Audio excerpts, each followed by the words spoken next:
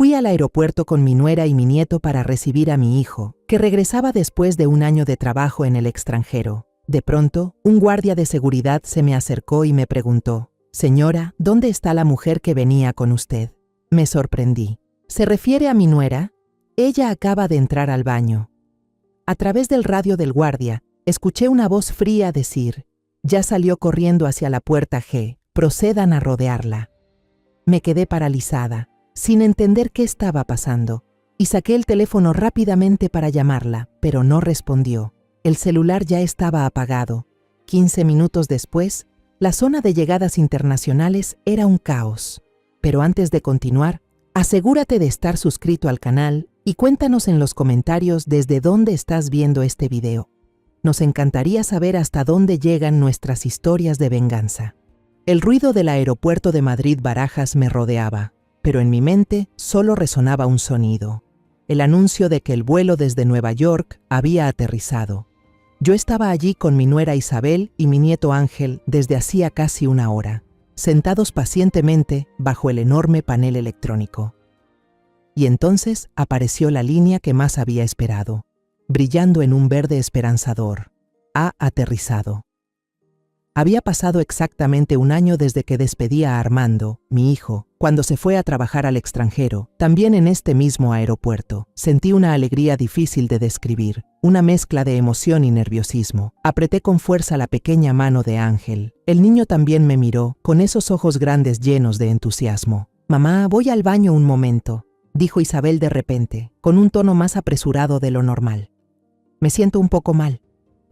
Asentí con la cabeza, toda mi atención ya centrada en la puerta de llegadas internacionales, por donde en breve saldría mi hijo. Sonreí sola, olvidando por completo que Isabel se había ido. Pasaron unos 5 minutos, y un hombre con uniforme de seguridad se acercó. Se veía distinto de los empleados de patrullaje habituales.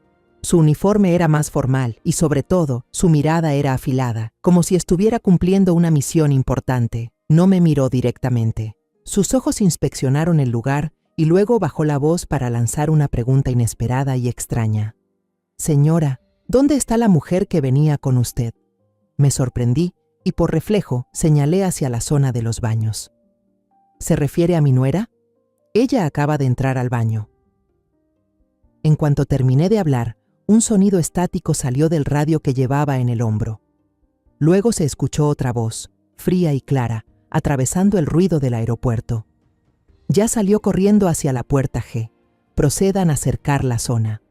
El agente se sobresaltó. Su expresión cambió por completo, de inquisitiva a extremadamente tensa. Asintió y luego me miró con una mezcla de sospecha y escrutinio. Un escalofrío recorrió mi espalda. «¿Qué está pasando?». Con manos temblorosas, saqué mi celular y marqué rápidamente el número de Isabel. El tono sonó solo una vez antes de pasar directamente a buzón de voz, como si alguien hubiera apagado el teléfono al instante. Mi corazón empezó a latir con fuerza.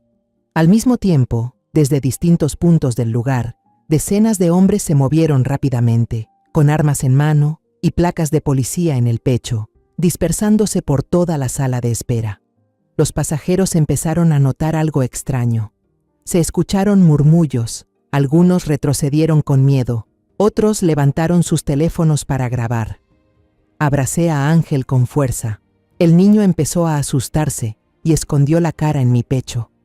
Y entonces, en medio de todo ese caos, apareció mi hijo. Armando salió por la puerta de llegadas. Se veía más delgado y bronceado, pero su sonrisa era tal como la recordaba en mis pensamientos.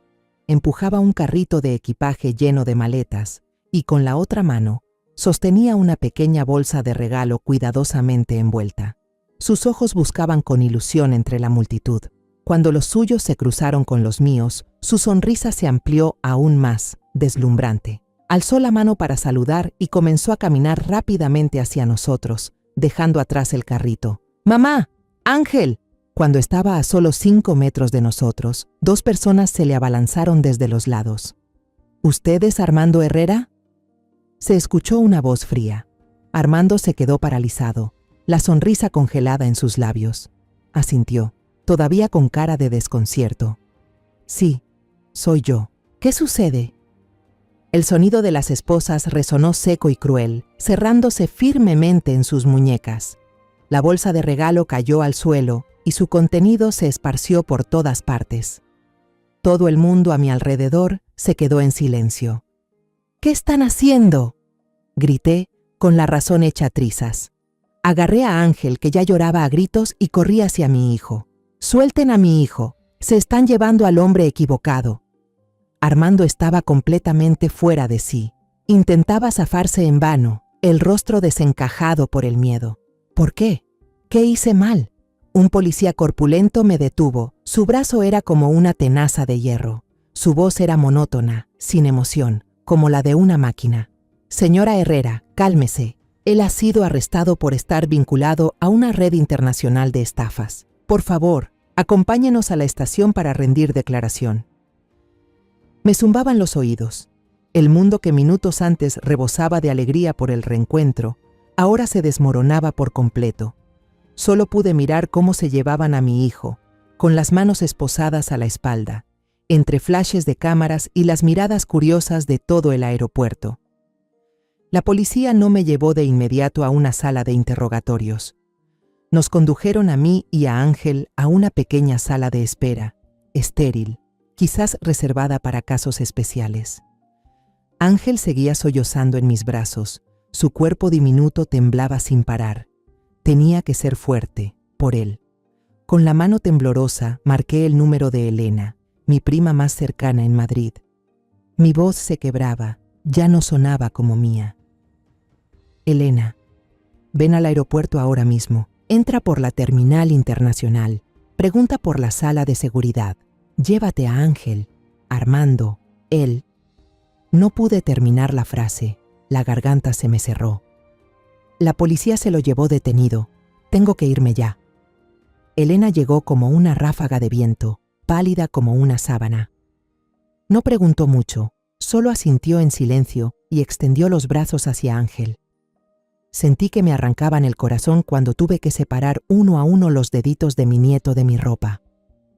«Abuela», sollozaba, «¿dónde está papá? ¿Y mamá?». Me sujetaba fuerte, sin querer soltarme. Finalmente, Elena tuvo que cargarlo en brazos. Su llanto retumbaba en todo el pasillo, un coro desgarrador. «Abuela, papá, mamá», hasta que sus siluetas desaparecieron tras la puerta automática. Solo quedaba yo, sola, en un silencio aterrador. El trayecto a la estación de policía fue en completo silencio.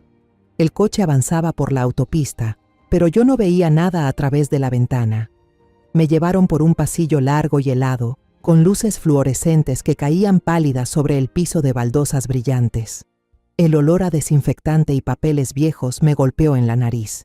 Me senté en una silla de plástico duro, justo frente a la puerta de acero gris de la sala de interrogatorios. La puerta permanecía cerrada, callada como una tumba, encerrando a mi hijo y la verdad adentro. Una joven oficial me trajo un vaso de agua. Sus ojos mostraban compasión. Asentí con la cabeza en señal de agradecimiento. Mi mano helada agarró el vaso de plástico, pero no pude beber. Tenía la garganta seca, sí, pero no era sed de agua, era sed de verdad. Para no volverme loca mientras esperaba, para evitar que las peores imágenes invadieran mi mente, me obligué a pensar, a reconstruir todo desde el principio. Soy Soledad Herrera, una profesora de literatura retirada. Mi esposo murió hace 10 años. Desde entonces, mi mundo se redujo a Armando y mi nieto Ángel. Armando es un hombre noble, un carpintero talentoso pero demasiado confiado. Y Isabel, mi nuera. Recuerdo claramente el día en que Armando, radiante, nos contó que tenía una oportunidad de trabajar en una gran empresa de muebles en Estados Unidos. Isabel lo apoyó de inmediato. Le rodeó el cuello con los brazos, los ojos brillando de orgullo. «Es la mejor oportunidad para él, suegra. Tranquila, que yo me encargo de usted y de Ángel». Y durante más de un año cumplió su promesa. Isabel fue una nuera ejemplar. Me cuidó con esmero, se ocupó de Ángel en cada comida, en cada sueño. El negocio de artesanías de ella iba cada vez mejor. Era el orgullo de toda la familia. Pero ahora, sentada en esta silla fría, Esos pequeños recuerdos que antes consideraba insignificantes vuelven a mi mente, nítidos y aterradores. En esas noches de insomnio propias de la vejez, solía escuchar el suave deslizamiento de la puerta de vidrio del balcón. Isabel salía allí, hablaba por teléfono con alguien. Su voz era tan baja que casi no se oía. Una vez, una ráfaga de viento nocturno abrió ligeramente la puerta de mi habitación. Alcancé a oír algunas palabras sueltas que no sonaban para nada a temas de artesanías, paquete, limpiar. En ese momento lo descarté, pensando que serían términos del trabajo que yo no entendía. Y entonces empezaron a aparecer objetos nuevos. Un bolso de marca que sabía costaba lo mismo que mi pensión de un mes. Unos lentes de sol carísimos. Un teléfono de última generación. Cada vez que preguntaba, Isabel sonreía con esa sonrisa radiante que borraba toda duda. Es un bono que me dio la empresa por terminar un proyecto especial, mamá. Incluso me regaló una bufanda de seda de Hermes, suave y lujosa.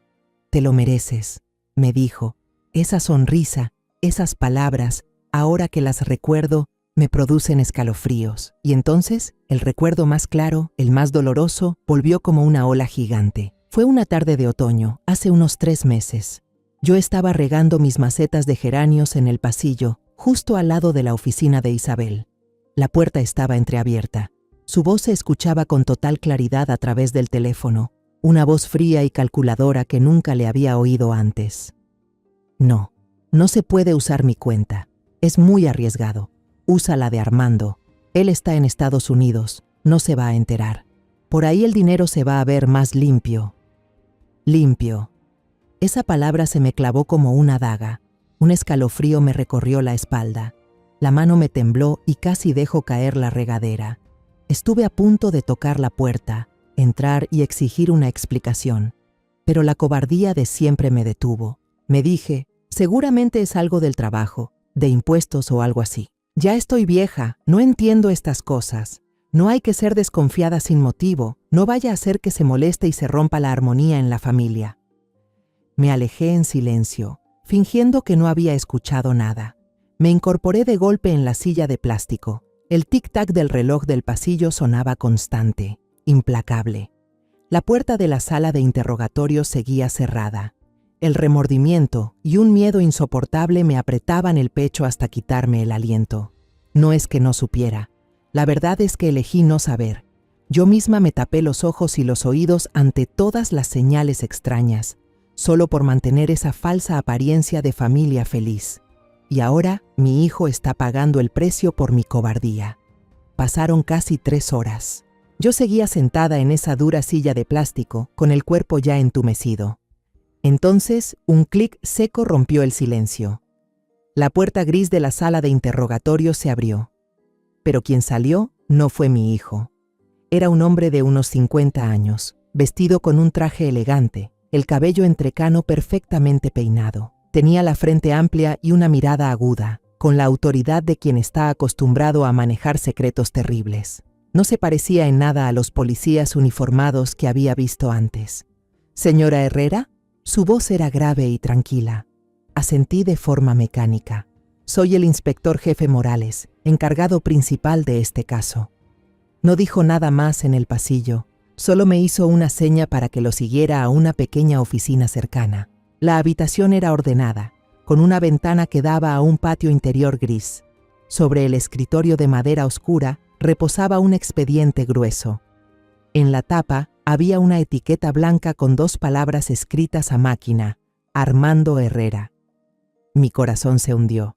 El inspector Morales no se anduvo con rodeos ni con preguntas de cortesía sin sentido. Se sentó, abrió un expediente y lo giró hacia mí. La primera página era un diagrama lleno de líneas, cuadros y números, como una telaraña gigante. «Señora Herrera», comenzó, señalando con el dedo un cuadro en el centro de esa red, donde estaba el nombre de mi hijo. «En los últimos 14 meses, la cuenta bancaria a nombre de su hijo, Armando Herrera, ha recibido un total de más de 2 millones de euros provenientes de 47 cuentas diferentes en toda Europa. 2 millones de euros. Ese número fue como un rayo partiéndome en 2. Negué con la cabeza, con la boca abierta, pero sin poder pronunciar palabra. Pasó a la siguiente página, donde había una lista de transacciones. Ese dinero, continuó, con un tono plano como el de un noticiero, fue transferido casi de inmediato a cuentas en Panamá y en las Islas Caimán. Es un proceso clásico de lavado de dinero, señora. Muy profesional. No puede ser. Por fin logré decir algo. Me levanté de golpe, apoyando ambas manos sobre la mesa para no caer. Mi voz temblaba, llena de indignación. Mi hijo es carpintero. Él solo sabe usar las manos para lijar madera, clavar clavos, no para manejar números. Ni siquiera sabe usar esas aplicaciones bancarias complicadas. ¿Cómo podría lavar dinero? Están equivocados. Tiene que haber un error. El inspector Morales me miró, con un destello de compasión en sus ojos, pero su voz seguía firme como el acero. Lo lamentamos mucho, señora, pero todas las pruebas materiales apuntan en una sola dirección.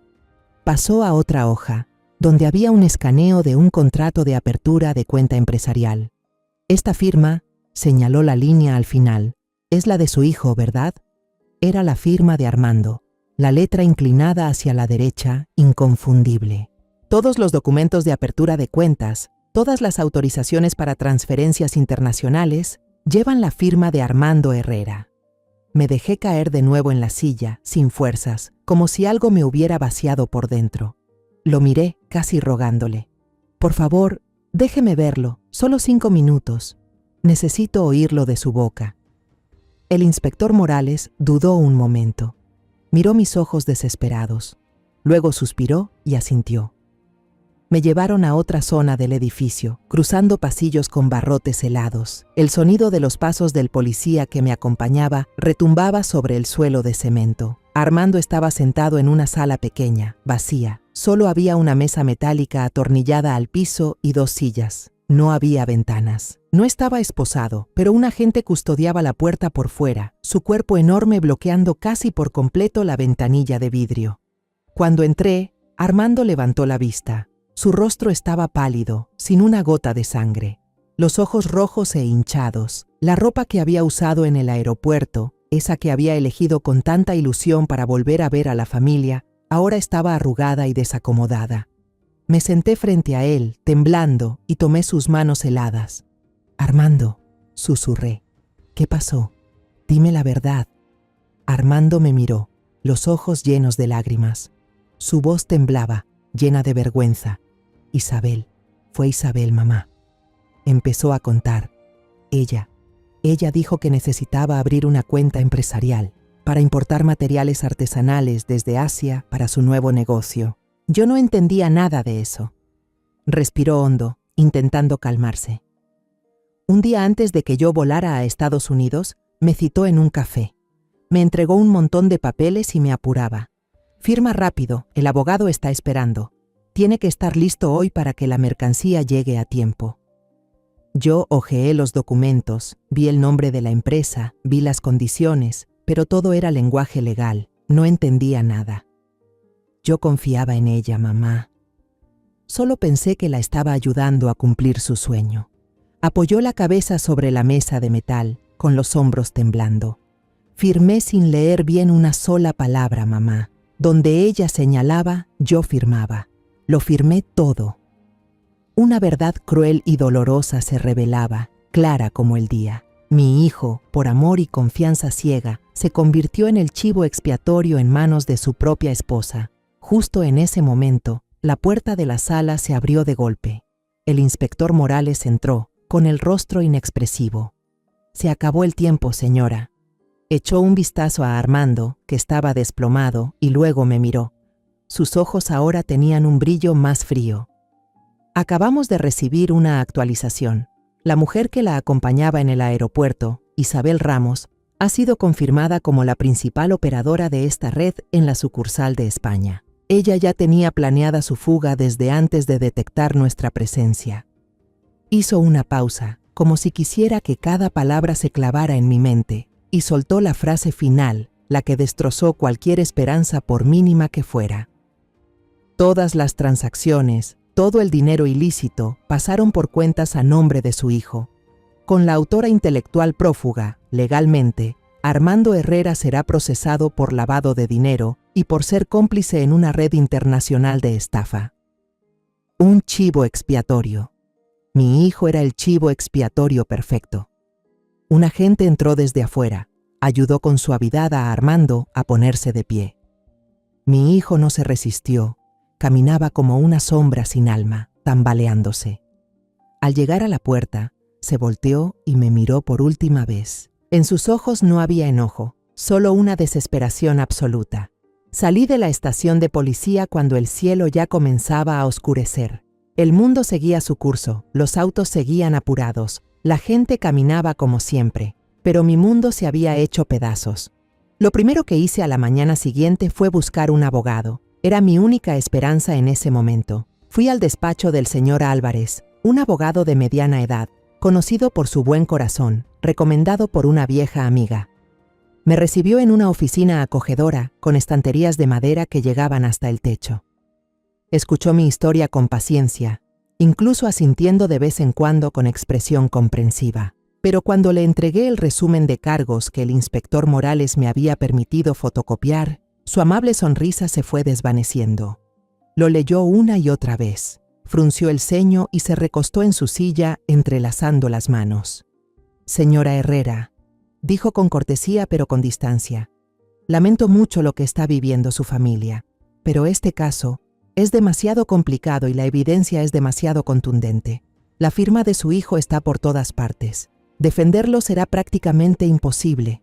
Rechazó tomar el caso con amabilidad, alegando que ya tenía demasiados casos pendientes. Salí de su oficina sintiendo que me habían echado un balde de agua fría, pero no me rendí. Visité una segunda firma, luego una tercera. Las respuestas eran similares. Me miraban con compasión y negaban con la cabeza al ver el grueso expediente. Un abogado joven, tal vez por falta de experiencia, fue brutalmente honesto conmigo. «Señora Herrera, su hijo es el chivo expiatorio perfecto. Ningún jurado va a creer que un hombre adulto firmara tantos documentos sin leerlos. Aceptar este caso solo haría que usted pierda dinero y que mi historial de victorias se vea afectado». Al final del día, regresé a casa en un estado de desesperanza total. La pesada puerta de hierro se abrió y lo único que me recibió fue un silencio aterrador. La casa que Isabel y yo habíamos construido juntas ahora se sentía extraña y fría. Sobre la mesa de café en la sala, seguía ahí el cartel de cartón que Ángel había estado haciendo con tanto empeño la tarde anterior. La frase garabateada, «Bienvenido a casa, papá», estaba pintada con colores brillantes, como una burla amarga ante la tragedia que acababa de ocurrir. Me dejé caer en el sofá, mirando fijamente la lista de despachos de abogados en la libreta, todos ya tachados con trazos furiosos de tinta. La esperanza se había apagado. Justo en ese momento sonó el timbre. No quería ver a nadie, pero la campana seguía sonando, insistente, decidida. A regañadientes me arrastré hasta la puerta. Frente a ella estaba una mujer de unos 40 años. Vestía de manera sencilla, jeans y una camisa, el cabello oscuro recogido en un moño ordenado. Pero lo que más me llamó la atención fueron sus ojos. Unos ojos agudos, inteligentes, que transmitían una determinación inusual. «¿La señora Soledad Herrera?», preguntó con voz firme y clara.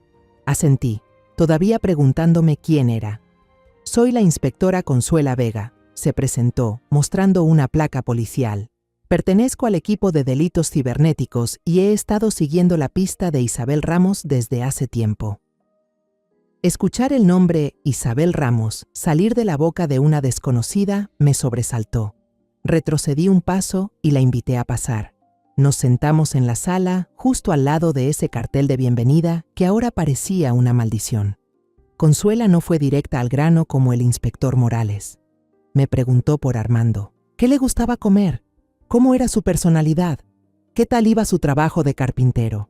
Esas preguntas no sonaban a interrogatorio, sino más bien a un intento genuino por conocer al verdadero Armando. Después de un rato, al ver que ya me sentía más tranquila, me dijo: «Señora Herrera, leí el expediente del caso. Mi experiencia me dice que los líderes de estas organizaciones nunca se ensucian las manos. Siempre eligen a alguien con antecedentes limpios, alguien confiado y, lo más importante, con poco conocimiento financiero para usarlo como fachada. Su hijo hizo una pausa y me miró directo a los ojos. Encaja perfectamente con esa descripción. Me sostuvo la mirada, como queriendo transmitirme confianza. Yo creo que Armando es inocente, pero la creencia de una policía como yo no vale nada en un tribunal. Necesitamos pruebas, pruebas concretas. Por primera vez en 2 días, una pequeña y frágil chispa de esperanza brilló en mi oscuridad. Pero, ¿qué podemos hacer? Isabel huyó. Borró todas las huellas. Se fue con demasiada prisa, dijo Consuela con firmeza, sin una pizca de duda. Personas como Isabel son arrogantes, creen que son más listas que todos, que borraron todo, pero suelen dejar pequeños errores donde se sienten más seguras, justo aquí, en esta casa. Se levantó, echando un vistazo por toda la sala, con los ojos analíticos de una investigadora examinando la escena. No puedo pedir una orden de registro oficial porque no tenemos suficientes fundamentos legales. Todas las pruebas superficiales están en contra de su hijo. Pero, se volvió hacia mí. Con su permiso, podemos investigar por nuestra cuenta. Coopere conmigo, señora. Por justicia para Armando. Justicia para Armando. Esas palabras recorrieron mi cuerpo agotado como una corriente eléctrica. Asentí sin dudarlo. Mi voz recuperó su fuerza. ¿Qué quiere que haga? La mirada de Consuela se posó en el pasillo que conducía a los dormitorios y al estudio al fondo de la casa. Durante el tiempo que vivió aquí, ¿hubo algún lugar que Isabel considerara su territorio? ¿Un espacio donde ni usted solía entrar? No tuve que pensarlo ni un segundo. Su estudio, respondí de inmediato, siempre mantenía la puerta cerrada con llave. Ella dijo que necesitaba silencio absoluto para poder crear. Consuela asintió con una sonrisa casi imperceptible en los labios. Entonces empezaremos por ahí. Conduje a la inspectora Consuela por el pasillo. La puerta de roble del despacho se alzaba imponente al final del corredor. Por costumbre, extendí la mano para girar el picaporte de bronce. Estaba completamente trabado. No se movía ni un poco. Siempre está así, susurré. Consuela no se inmutó. Dejó su bolso en el suelo, sacó un pequeño estuche de cuero, con movimientos muy profesionales. Al abrirlo, aparecieron varias herramientas metálicas finas y brillantes. Me miró de reojo, notó la sorpresa en mis ojos y sonrió con discreción. Es una habilidad extra que todo investigador debería tener. A veces, la justicia está detrás de una puerta cerrada. Se arrodilló y comenzó a trabajar con rapidez y en silencio. Solo se oía el suave clic del metal dentro de la cerradura. Contuve la respiración, el corazón golpeándome el pecho. Menos de 1 minuto después, se escuchó un pequeño clic, un sonido débil pero absolutamente definitivo. La puerta se entreabrió. Consuela la empujó y entró, y yo la seguí.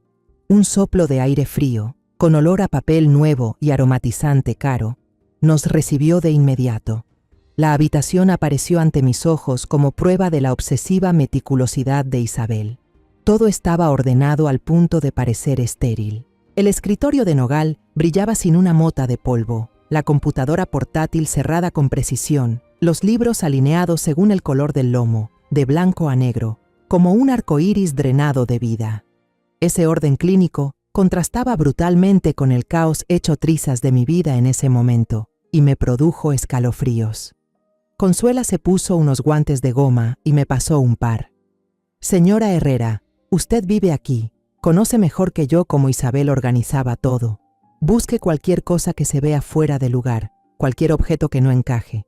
Comenzamos la búsqueda en silencio. Me dirigí al estante, revisando uno por uno los libros, esperando encontrar algo metido dentro, una hoja, una memoria, pero no había nada. Solo libros de arte, diseño y negocios. Consuela, en cambio, se centró en el escritorio, el corazón de la habitación.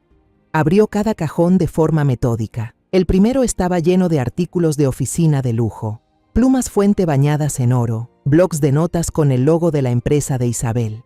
El segundo contenía contratos, documentos legales de negocios, la fachada perfecta de una mujer de negocios exitosa. Me acerqué al archivador de acero pintado de blanco, en la esquina. Tiré del cajón superior. No había papeles dentro, sino varios álbumes de fotos forrados en cuero. Por curiosidad, abrí uno.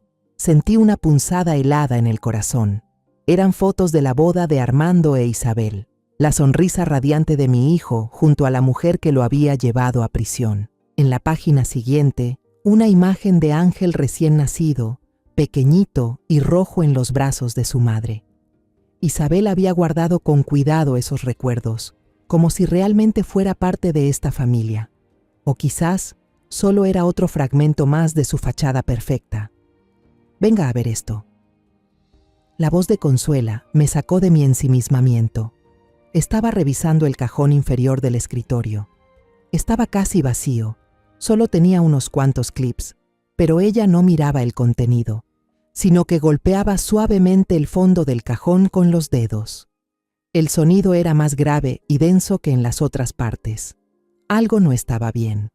Sacó una herramienta delgada como un cúter, la deslizó con destreza por el borde del fondo forrado con madera prensada. Lo levantó con cuidado. La tapa saltó, revelando un compartimento secreto debajo, y aquí, en medio de ese espacio oscuro, había una pequeña bolsa de terciopelo negro. Consuela la levantó con cuidado, la colocó sobre la mesa y volcó suavemente su contenido. Sentí que el corazón se me detenía. Cada objeto que salía bajo la luz parecía una pieza de pesadilla. 5 teléfonos móviles baratos, de esos básicos que solo sirven para llamar, sin acceso a Internet. El tipo de teléfonos que los criminales suelen usar y desechar. Decenas de tarjetas SIM envueltas cuidadosamente en pequeñas bolsitas zip. En cada bolsa, la letra pulcra de Isabel había escrito un nombre de país: Alemania, Francia, Inglaterra, Italia, y 2 libretas negras de cuero, idénticas. Mi mano enguantada temblaba mientras tomaba una. Abrí la primera página. Dentro estaban las líneas escritas a mano por Isabel, con una caligrafía delicada y perfectamente ordenada. Una larga lista de nombres: Elsa Schmidt, 81 años, Alemania; Jean-Pierre Laurent, 79 años, Francia; María Rossi, 85 años, Italia. Junto a cada nombre, una larga serie de números. Consuela miró por encima de mi hombro. Su voz se endureció por la rabia. Aquí está, la lista de víctimas. La mayoría tienen más de 70 años. Gente mayor, sola. Esos números deben ser cuentas bancarias o la cantidad de dinero que les robaron. Justo en ese momento, cuando Consuela levantó la segunda libreta para revisarla, un sobre grueso que estaba entre las páginas cayó al suelo. Me agaché a recogerlo. No estaba sellado. Saqué el fajo de fotos que había dentro. No eran fotos familiares. Eran imágenes de Isabel con ropa elegante, sentada en salas de reuniones de hoteles 5 estrellas, junto a hombres extranjeros de aspecto muy sospechoso. Brindaba, estrechaba manos, sonreía con ellos. Pasé a una foto y me quedé helada. En ella, Isabel estaba al lado de un hombre alto, con traje negro y una cicatriz larga y fea en la mejilla derecha. Esa cara, esa cicatriz, la recordaba bien. Lo había visto en las noticias hace unos meses. Era un estafador internacional, buscado intensamente por Europol. Consuela tomó la foto de mi mano temblorosa. Observó con atención el rostro del hombre con la cicatriz. Luego miró las demás fotos. Sus ojos brillaron con una chispa fría y cortante. Esto no solo prueba que está involucrada, dijo en tono grave. Esto prueba que Isabel Ramos no es una estafadora cualquiera. Es una pieza clave, alguien con poder dentro de esta organización. La inspectora Consuela guardó cuidadosamente todo lo que encontramos en una bolsa sellada especial de la policía. Tengo que llevar esto al laboratorio de inmediato, dijo, con voz urgente pero controlada. Mi equipo analizará los datos de los teléfonos y las SIM. Tomará un poco de tiempo, pero encontraremos algo, seguro. Quédese aquí y actúe con normalidad. No hable de esto con nadie, ni siquiera con sus seres más cercanos. Su seguridad es lo más importante. Se fue tan rápido como llegó, dejándome sola en la habitación de Isabel. Me quedé ahí, sintiendo a la vez asco y alivio. Asco por la doble cara de esa nuera que alguna vez quise. Alivio porque, al fin, Después de tanta desesperación, teníamos algo a lo que aferrarnos, un arma con la que luchar. Empecé a ordenar lo que habíamos revuelto, intentando devolver todo a su sitio original. Volví a colocar el fondo del cajón, alineé los libros en el estante. Mi mano pasó por encima de los objetos caros, las decoraciones refinadas, todas compradas con el dinero arrancado a los ancianos. Sentí una náusea subir por mi garganta. Después de terminar, salí al patio delantero para respirar un poco de aire fresco, intentando quitarme de encima ese olor falso de la habitación. La luz del atardecer era suave, pero no lo suficiente como para calentar el alma helada que llevaba dentro. Justo en ese momento, vi a doña Pilar Ortega, la vecina que ha vivido junto a mi casa por más de 20 años, regando unas macetas de bugambilias frente a su porche. Al verme, dejó de inmediato la regadera. Su rostro mostraba preocupación. Soledad. Dios mío, por fin la encuentro. Ya me enteré. Los vecinos no paran de hablar. ¿Qué pasó con el muchacho? Con Armando. Esta mañana vi un coche de policía frente a su casa. Al ver su cara amable, llena de bondad, y esa preocupación sincera en sus ojos arrugados, el muro de emociones que había intentado construir se vino abajo. Las lágrimas me brotaron, lágrimas de impotencia y miedo. Le conté todo, que Armando había sido arrestado injustamente sobre las acusaciones absurdas. Solo omití el detalle de la investigación secreta de la inspectora Consuela. Doña Pilar guardó silencio, escuchando atenta, mientras sus manos delgadas daban palmaditas suaves en mi espalda para consolarme. Cuando terminé de hablar, se quedó pensativa un buen rato, con la mirada fija en el vacío. De pronto, me agarró la mano, me acercó y bajó la voz, como si temiera que alguien pudiera oírnos. Soledad, escúcheme, tengo algo que contarle. Quizá le sirva de algo. Hace como 2 semanas, una noche que no podía dormir, cosas de la edad, salí al balcón a tomar aire. Vi a Isabel, su nuera, parada en la reja, hablando con un hombre extraño. Era alto, y me acuerdo muy bien, tenía una cicatriz larga en la mejilla. El corazón me empezó a golpear en el pecho. El hombre de la cicatriz de la foto. Doña Pilar continuó, haciendo memoria. Ellos hablaban en voz baja, pero como era de madrugada y todo estaba en silencio, alcancé a oír unas palabras. Vi que Isabel le entregó un sobre grueso y le dijo, «El paquete para Frankfurt». Él asintió y respondió algo que, no sé por qué, se me quedó grabado. «La viuda de Lyon ya está limpia». En su momento me pareció raro, pero luego lo olvidé. Ahora que usted me cuenta esto, lo recordé. «La viuda limpia», murmuré. Eso era una clave, sin duda. La viuda de Lyon tal vez era una víctima, y limpia debía ser una forma en clave para decir que el engaño se completó. Desperté de golpe. Ahí estaba, una testigo, alguien que podía confirmar que Isabel tenía vínculos con el criminal prófugo. Esa era la pieza clave para destruir la defensa de que Armando actuó solo. «Doña Pilar», le apreté fuerte la mano, la voz me temblaba de emoción. «¿Podría acompañarme a la comisaría? Su testimonio es crucial. Puede salvar a Armando». Ella no dudó ni un segundo. Me miró con firmeza. «Claro que sí, hija. Por Armando. Yo lo quiero como a un nieto». Corrí a casa a buscar las llaves del coche. Doña Pilar se sentó en el asiento del copiloto. Salimos de esa calle tan familiar, donde habíamos vivido en paz tantos años. Conduje con una mano, mientras con la otra intentaba llamar a Consuela para darle la buena noticia, pero no contestaba. Quizás estaba ocupada en el laboratorio. Decidí ir directo a la comisaría. Cuando tomamos la avenida principal, un camión blanco, sin logotipo ni señal alguna, apareció de repente por una calle lateral. Salió disparado como una bestia salvaje. Sus luces me apuntaron directo a los ojos. Un resplandor cegador me dejó completamente a oscuras. Solo alcancé a oír el grito desgarrador de doña Pilar a mi lado y el sonido espantoso del metal chocando. Después, todo se volvió oscuridad. Un olor fuerte a desinfectante me invadió la nariz, penetrante y desagradable. Traté de abrir los ojos. Me duele la cabeza como si me la estuvieran partiendo con un martillo. La luz blanca del hospital me lastima los ojos. Estoy acostada en una cama, con una vía intravenosa en el brazo. Consuela está de pie junto a mí. Su rostro está tenso como una cuerda. Ya no tiene esa tranquilidad habitual. Su ropa normal fue reemplazada por su uniforme de policía. Ya despertó, dijo con voz grave.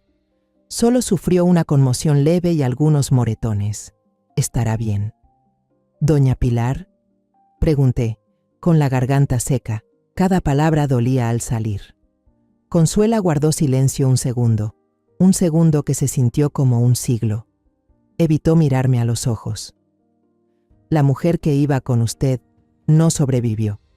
Lo sentimos mucho. El camión se dio a la fuga. Estamos buscándolo. Mi mundo se volvió a derrumbar. Me eché a llorar. Las lágrimas calientes corrieron por mis mejillas.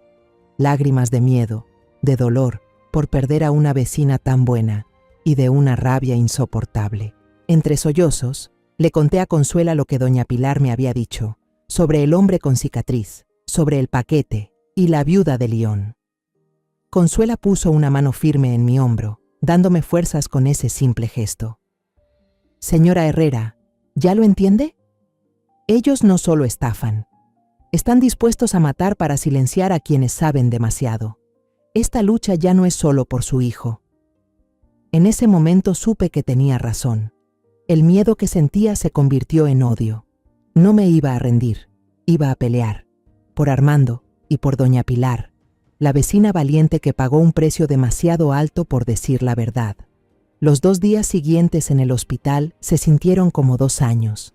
El dolor físico por los moretones y el mareo constante no se comparaban con el tormento mental. Consuela venía seguido, no solo para actualizarme sobre la investigación, también para asegurar mi protección.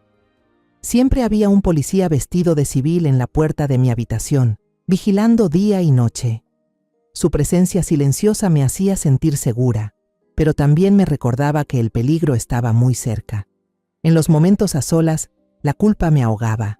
Si no hubiera llevado a doña Pilar en el coche, si hubiéramos sido más cuidadosas, si hubiera pedido un taxi en lugar de conducir yo misma, miles de sí me daban vueltas en la cabeza. En una de sus visitas, al verme sentada sin reaccionar, Consuela me puso la mano en el hombro y me dijo con firmeza: Señora Herrera, no se culpe más. Ellos ya iban tras ella. Tal vez la vieron hablando con usted. Tal vez ya vigilaban la casa. Tarde o temprano iban a actuar. La culpa no es suya. La culpa es de esos malnacidos. El funeral de doña Pilar se celebró mientras yo seguía en el hospital. Su hijo, un hombre de mediana edad que vive en otra ciudad, me llamó por teléfono. No me reprochó nada, solo me agradeció por estar con su madre en sus últimos momentos. Le pedí a Elena que encargara una gran corona de flores. En la cinta negra escribí con mi puño y letra: para una vecina valiente. La justicia se hará.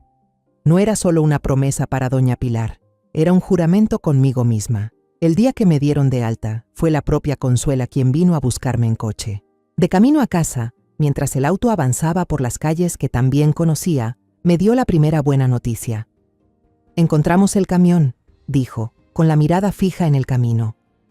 El conductor lo alquiló con documentos falsos, pero cometió un error estúpido. Pagó el alquiler con tarjeta de crédito.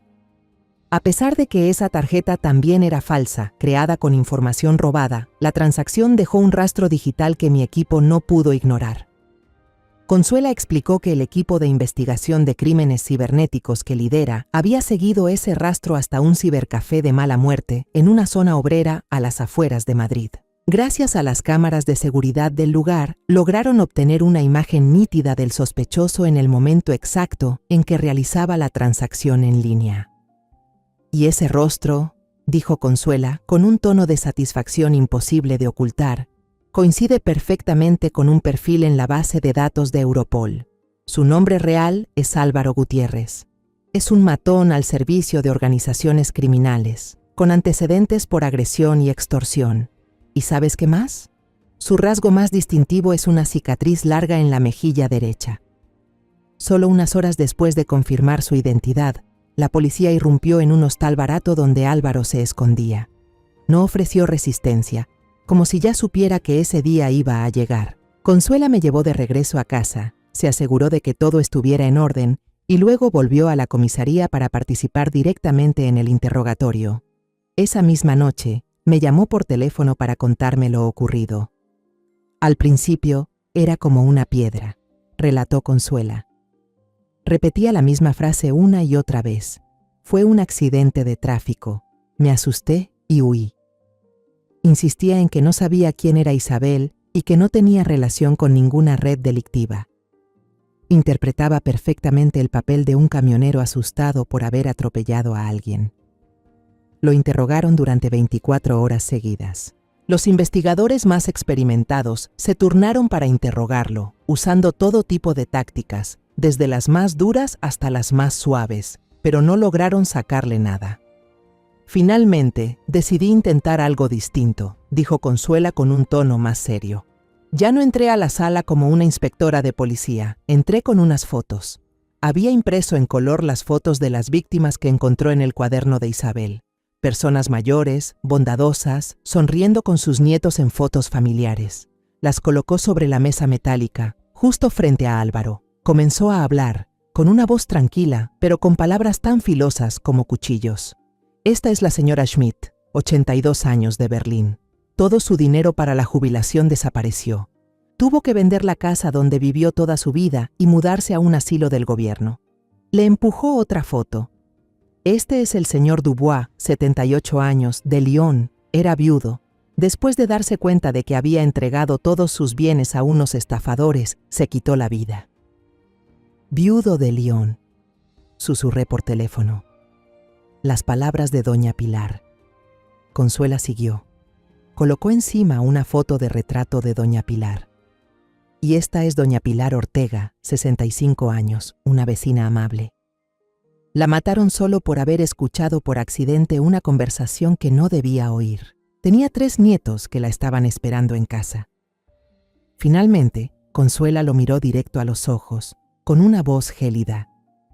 Si colaboras y delatas al autor intelectual, solo enfrentarás cargos por homicidio imprudencial y podrás acceder a una reducción de condena según la ley. Si no, nos aseguraremos de que cargues con toda la responsabilidad por la muerte de doña Pilar con una acusación de homicidio premeditado, además de una larga lista de delitos por complicidad en fraude. Vas a morir en prisión, Álvaro. La piedra empezó a resquebrajarse. Álvaro bajó la cabeza, en silencio durante un largo rato. El tic-tac del reloj en la sala de interrogatorio se volvió ensordecedor. Finalmente, levantó la mirada y comenzó a hablar. Confesó que había sido contratado por Isabel. Él era el hombre con la cicatriz que doña Pilar había visto. Al principio, solo le ordenaron asustarla para que se callara, tal vez entrando a su casa o dañando su auto.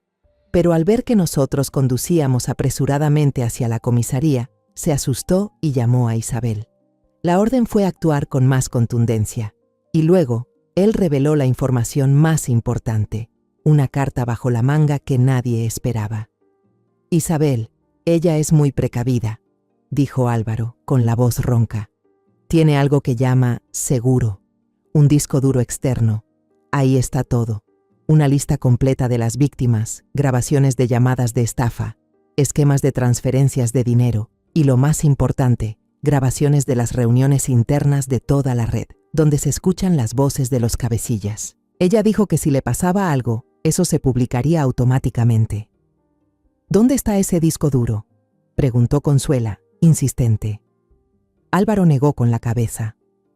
No lo sé, pero nunca se separaba de él. Era su vida.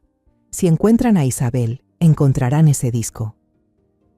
De inmediato, el equipo técnico de Consuela se puso manos a la obra. Analizaron las últimas llamadas que Álvaro había hecho antes de ser arrestado. La mayoría eran irrelevantes, pero había algunos números no registrados, del tipo desechable, que se comunicaban con él muy seguido. Siguiendo la señal débil de uno de esos números, lograron ubicar su última localización. Una casa rural apartada en las afueras de Toledo, a casi 1 hora de Madrid. Un equipo especial fuertemente armado fue enviado de inmediato. No irrumpieron de golpe, sino que montaron un cerco silencioso, cortando todas las rutas de escape. Consuela me llamó de madrugada. Señora Herrera, la encontramos. Venga, usted merece presenciar esto. Mandó un coche por mí. No fuimos directamente a la casa, sino que paramos en un centro de mando móvil, En realidad un camión grande equipado con pantallas y tecnología de punta, estacionado a unas cuadras del objetivo, escondido tras unos olivos. El ambiente dentro era tenso. Los técnicos estaban pegados a los monitores, se escuchaban solo teclas y conversaciones breves, precisas. Sentada allí, podía oír los latidos acelerados de mi corazón. La pesadilla de tantos días estaba por terminar. Consuela me pasó unos auriculares. Hemos interceptado la señal del celular dentro de la casa. Escuche. Con las manos temblorosas me los puse. Tras unos segundos de interferencia, una voz conocida y cortante se hizo escuchar. Era Isabel. Sí, arrestaron a Álvaro, un idiota. Creía que era fuerte, pero resultó un blandengue. Pero no importa. Una voz masculina respondió al otro lado, rasposa, algo nerviosa. Isabel soltó una risa sarcástica, que pude imaginar perfectamente sin necesidad de verla. No te preocupes, todo está a nombre de mi esposo, Armando. Es un imbécil enamorado. Basta con unas lágrimas falsas y me cree todo. Ahora está en prisión por mí, cargando con todos los delitos. Que la policía reviente toda España. No van a encontrarme. El disco duro sigue aquí, completamente seguro. Es nuestra vida. Un imbécil enamorado. Esa frase fue como una puñalada directa al corazón. Apreté los puños con fuerza. Las uñas se clavaron en la piel. La rabia me invadió por completo, consumiendo cualquier rastro de miedo. Esa bruja no solo había destruido la vida de mi hijo, sino que había pisoteado su amor y su confianza de la manera más cruel. Consuela me miró de reojo, notando el fuego en mis ojos. Su mirada se encendió. No dijo nada, solo asintió en silencio al jefe del equipo táctico que estaba a su lado. A través del radio escuché la orden, con una voz fría y decidida. Todas las unidades, actúen. En la pantalla principal apareció con nitidez la imagen de un dron flotando sobre la casa. Vi sombras vestidas con trajes tácticos, moviéndose rápido como fantasmas, rodeando la casa desde todos los ángulos. Son los fantasmas de la justicia. La puerta principal fue derribada. Se escucharon los gritos desesperados de Isabel, algunos ruidos de cosas rompiéndose. Todo ocurrió en menos de 1 minuto, rápido y eficaz. El comandante informó por radio, con una voz que no mostraba emoción. Objetivo controlado. Se encontró un disco duro externo y varios teléfonos móviles. Zona asegurada. Sacaron a Isabel, con las manos esposadas a la espalda. Ya no tenía esa expresión de superioridad. Su cabello estaba desordenado, la ropa hecha un desastre. Al pasar frente al vehículo de mando donde estábamos, su mirada se cruzó por casualidad con la ventana. Me vio. Por un instante, sus ojos se abrieron con sorpresa, pero enseguida se llenaron de un odio feroz como una serpiente acorralada. Pero no dijo nada. La policía la subió al coche y se la llevó, desapareciendo en la oscuridad.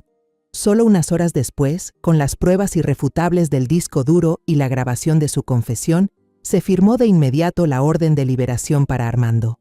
Fui al centro de detención a buscar a mi hijo. Cuando la pesada y vieja puerta metálica se abrió con un chirrido desgarrador, Armando salió. Unos pocos días en prisión lo habían destruido. Se veía más delgado, demacrado, con la barba descuidada y unas ojeras profundas. Pero sus ojos ya no reflejaban desesperanza. En su lugar había un vacío doloroso. No dijo una palabra, solo caminó rápido hacia mí y me abrazó con fuerza. Sentí sus hombros temblar. Lo abracé fuerte, acariciando su espalda como cuando era un niño.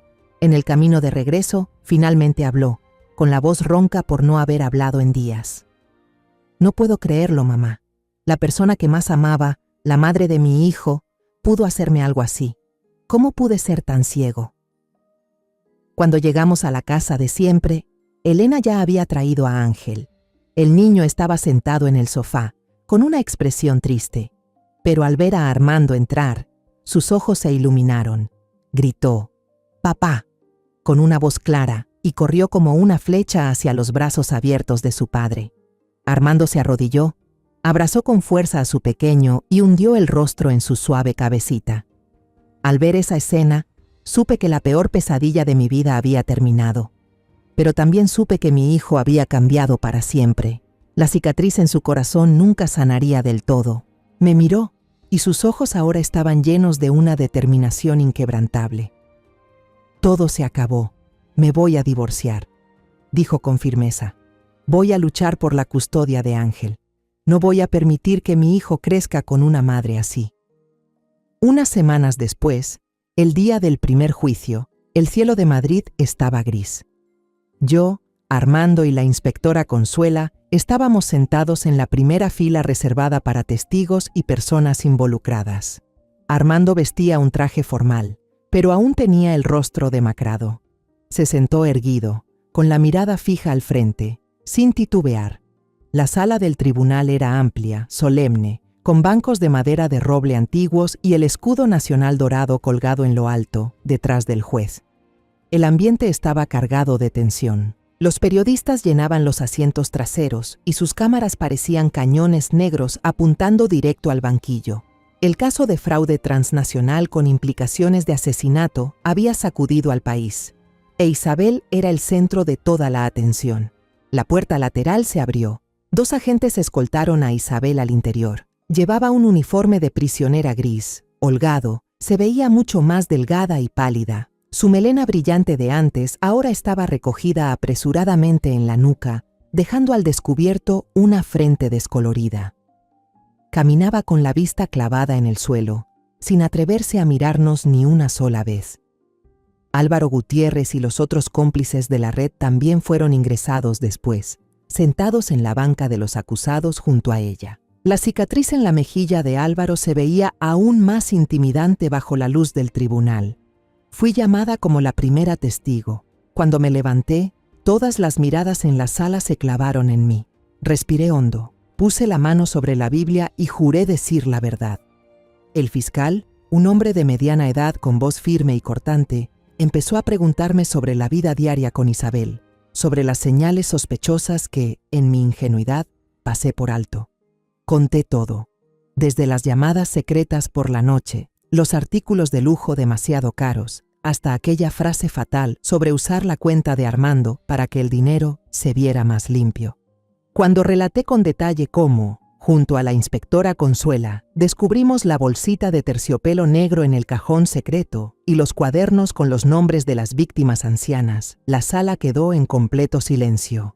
Pude sentir cómo la indignación se esparcía en el aire. El abogado defensor de Isabel, un tipo astuto, intentó insinuar que yo tenía prejuicios hacia mi nuera para restarle valor a mi testimonio. «Señora Herrera», preguntó con tono insinuante, ¿no es cierto que usted nunca aceptó realmente a su nuera, una mujer joven, exitosa e independiente? ¿Y que este testimonio no es más que una interpretación exagerada de una madre que quiere proteger a su hijo a toda costa?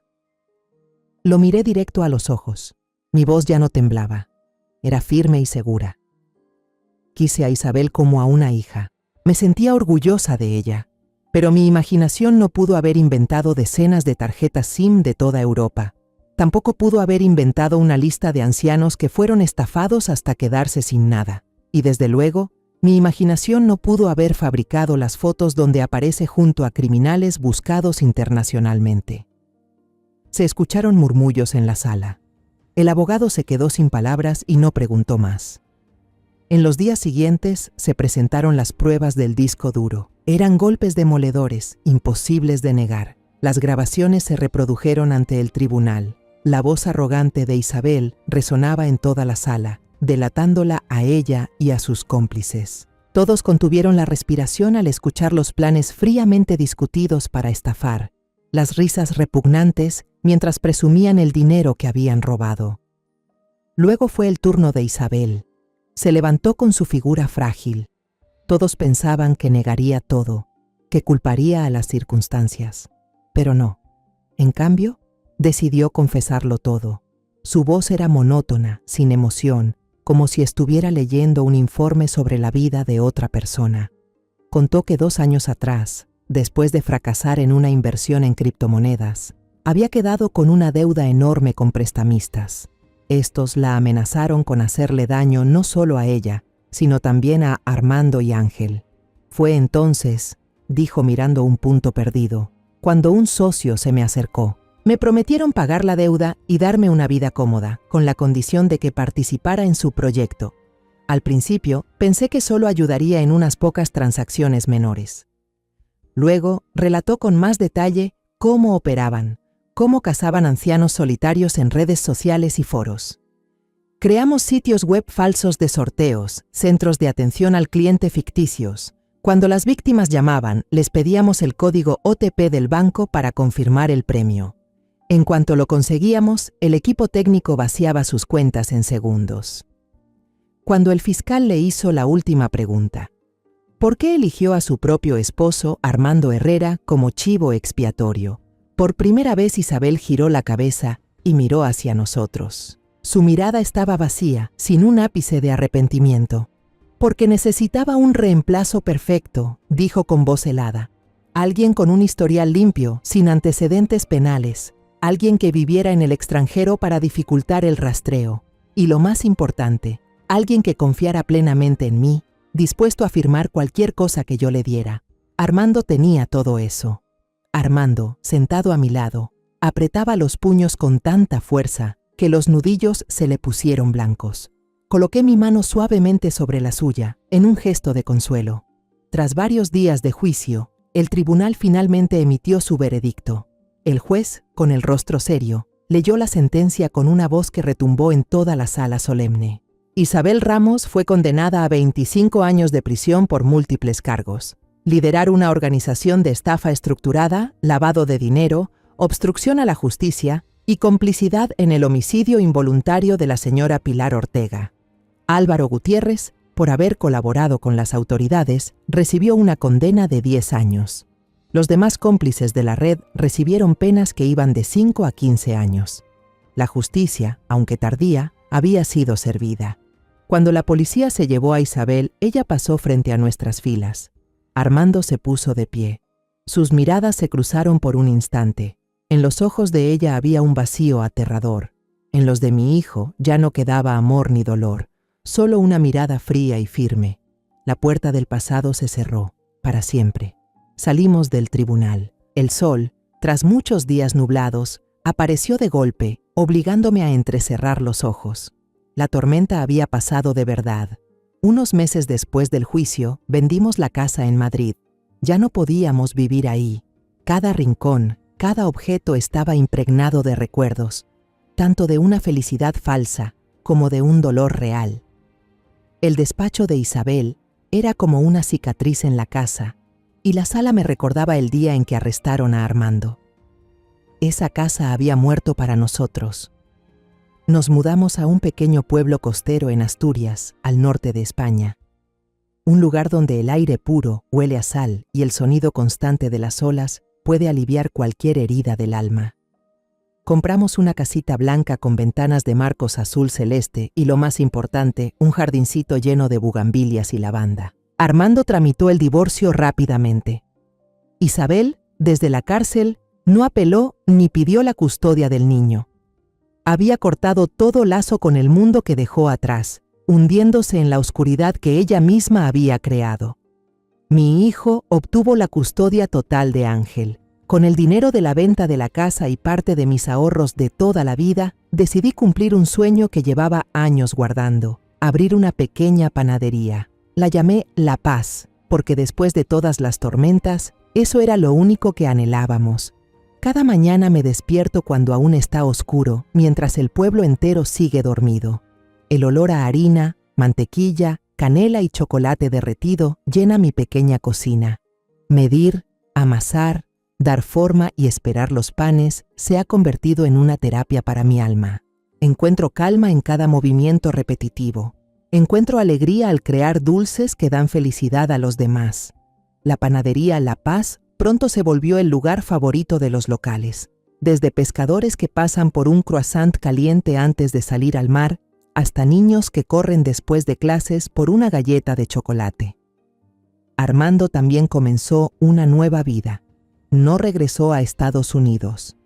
Las heridas del corazón lo hicieron querer estar cerca de su familia más que nunca. Consiguió trabajo en un pequeño taller de diseño de interiores en el pueblo. No ganaba tanto dinero como antes, pero ese trabajo le dio a mi hijo algo más valioso: tiempo.